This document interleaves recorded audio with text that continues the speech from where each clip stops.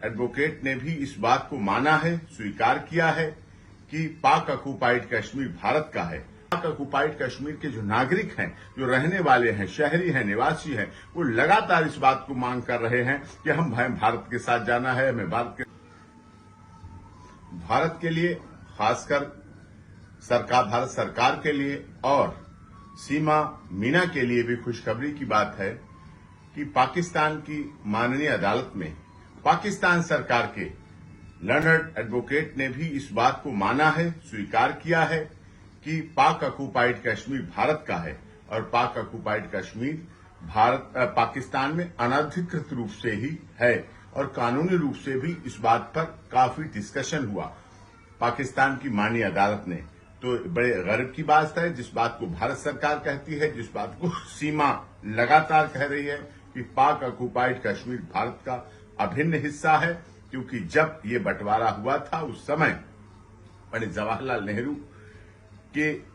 दयालुता, उदारता की वजह से ऐसा हुआ। अगर सरदार वल्लभ भाई पटेल प्रधानमंत्री होते तो निश्चित तौर पर ऐसा नहीं होता। हमारा भारत का अभिन्न हिस्सा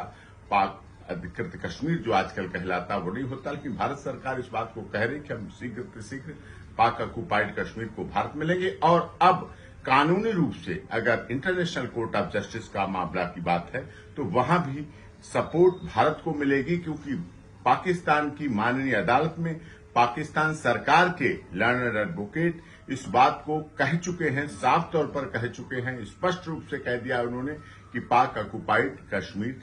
पाकिस्तान का नहीं हिस्सा है, पाकिस्तान का नहीं है अधिकृत रूप से। और इस बात पर माननीय अदालत ने भी सहमति जारी की कि फिर वहां पर जो रेंजर्स पहुंचते हैं, इस तरह से पहुंचते हैं, जो भी गतिविधियां होती हैं, जो भी कार्रवाई होती हैं, वो गलत है। और इसी वजह से पाक ऑक्युपाइड कश्मीर के जो नागरिक हैं, जो रहने वाले हैं, शहरी हैं, निवासी हैं, वो लगातार इस बात को मांग कर रहे हैं कि हमें भारत के साथ जाना है, हमें भारत के साथ मिलना है, हमें भारत के साथ हटाइए, हमें पाकिस्तान की सरकार, हमें पाकिस्तान का नियंत्रण, हमें पाकिस्तान की कानून व्यवस्था नहीं चाहिए। तो एक बड़ी खुशखबरी की बात है भारत के लिए भी, भारत के निवासियों के लिए भी और सीमा सचिव मीना के लिए।